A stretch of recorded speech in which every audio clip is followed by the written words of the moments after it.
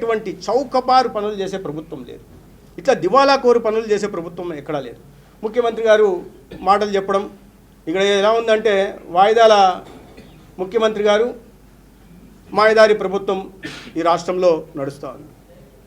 ఈ జిల్లాలో రైతాంగం మిర్చి పంటేసి ఒక్కొక్క ఎకరా మీద 1.5 లక్షలు నష్టపోతున్నారు. నీళ్ళు ఇవ్వాలనే ఆలోచన లేదు. వచ్చి ఎక్కడుంది, అసలు కరువే లేదు. అధికారులేమో కరువు ఉందని మొత్తుకుంటున్నారు.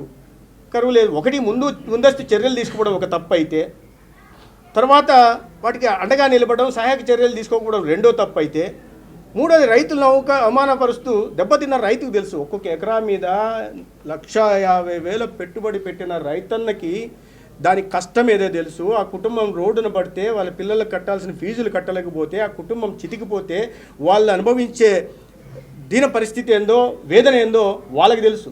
ముఖ్యమంత్రి గారు అక్కడ కూర్చొని ఎక్కడుంది అంటే అడిగిన వ్యవసాయ శాఖ మంత్రో లేదా నీటిపారుదల శాఖ మంత్రి ఏ పనుల్లో బిజీ ఉన్నారో మీ అందరికీ తెలుసు. వాళ్ళు బిజీగా ఉంటున్న కార్యక్రమాలే వేరు. ట్వీట్లు చేయడము లేదా ఊర్లో కూర్చొని ఉండడం, అబద్ధపు మాటలు మాట్లాడే. ఎక్కడిచ్చారు మీరు? ఎంపీఆర్ ఉంది. ఎంపీఆర్ డ్యామ్కి గ్రీజు లేదు. రబ్బర్లు బిగిస్తే 10 లక్షలు పెట్టి రబ్బర్లు బిగిస్తే ఇవాళ 1000 ఎకరాలకి సాగునీరు అందేది. ఆలోచనే చేయలేదు. తుంగభద్ర నుంచి హెచ్ఎల్సీకి 3 టీఎంసీలు నీరు తీసుకునే అవకాశం ఉంది. ప్రభుత్వానికి 3 టీఎంసీలు తీసుకునే అవకాశం ఉందని చెప్పి తుంగభద్ర బోర్డుకు రాయాలనే కనీస జ్ఞానం కూడా లేదు. 3 టీఎంసీలు నీరు రాకుండా ఆగిపోయింది. అది ఉంటే రైతుకి ఈ పరిస్థితి వచ్చేది కాదుగా. దీని బాధ్యత ఎవరు? ఇవాళ రైతు చితికిపోవడానికి బాధ్యతారాహిత్యంగా, అవగాహన రాహిత్యంతో ప్రవర్తిస్తున్న జగన్మోహన్ రెడ్డి గారు కాదా?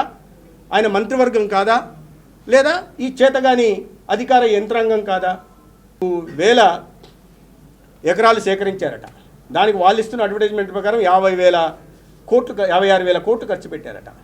56,000 కోట్లు డివైడెడ్ బై 25,000 వేస్తే ఒక్కొక్క ఎకరాకి 2,25,00,000 వస్తుంది. జగనన్న కాలనీ పేరుతో వాళ్ళు ఒక్కొక్క ఎకరాకు సగటున ఖర్చు పెట్టింది 2,25,00,000. మీరు చెప్పండి, అంత రేట్లు ఉన్నాయా? పల్లెటూళ్ళలో అంత రేట్లు ఉన్నాయి ఎక్కడన్నా? అదే సమయంలో మీ ఆస్థాన కంపెనీలకు మీరు దారాదత్తం చేస్తున్నది 3 లక్షల రూపాయలకు మాత్రమే ఎకరా ఇస్తున్నారు. మీ సొంత కంపెనీకి ఏమో 3 లక్షల రూపాయలకు దారాదత్తం ఇచ్చేస్తారు. ప్రభుత్వ భూముల్ని లేదా రైతుల నుంచి బలవంతంగా గుంజుకొని ఇచ్చేస్తారు. మీ జగనన్న కాలనీకి మాత్రం ఒక్కొక్క ఎకరాకి సగటున 2 కోట్ల. మీ ఇచ్చిన లెక్కలే, నేనే మీరు చేర్చట్లా. చెల్లికి పెళ్ళి మళ్ళీ అన్న చందంగా చెప్పింది చేసిందే చేస్తుంటాడు. మన కడప జిల్లాకు పోయాడు. మొత్తం కడప జిల్లాలో స్టీల్ ప్లాంట్కి 5 సార్లు శంకుస్థాపన జరిగింది. ఆడేమో ఇటుక చేర్చట్లా. చేసిన దానికి ఎన్నిసార్లు శంకుస్థాపనలు చేస్తారు? ప్రతిదీ వాయిదాలు ఎందుకు వేస్తారు? సరే, ఈ విషయంలో వాయిదా వేయడం, అభివృద్ధి సంక్షేమము ఆటలకు కూడా వాయిదా వేస్తున్న దగుల్బాజీ ప్రభుత్వాన్ని కేవలం ఆంధ్రప్రదేశ్లోనే చూస్తున్నా. ఏమంటే లాస్ట్కి వాళ్ళ మొన్న విజయసాయిరెడ్డి గారు ప్రశ్న అడిగారు, అయ్యా ఆడుదాం ఆంధ్ర, మేము ఆంధ్రాలో ఆడుతున్నాం, దానికి మా దగ్గర నిధులు లేవు, కేంద్ర ప్రభుత్వం ఏమైనా సాయం చేస్తుందా అని. కేంద్ర ప్రభుత్వం అనింది, అయ్యా స్పోర్ట్స్ అనేవి రాష్ట్రానికి సంబంధించింది, మీరు ఏదన్నా పెడుతుంటే దానికి మేము కాంప్లిమెంటరీగా నిధులు ఇవ్వడానికి అవకాశం వస్తుంది, మీరు 5 పైసలు పెట్టకుండా కేంద్ర ప్రభుత్వం ఏం చేస్తుంది అని అడిగారు అని వాళ్ళు ప్రశ్నించారు. 164 స్పోర్ట్స్ కేంద్రాలు, అభివృద్ధి కేంద్రాలు చేయడం కోసం మేము నిధులు ఇచ్చాం, 242 కోట్లు. అది ఏం చేశారు అని. సో మింగేసాం సార్, లేవు.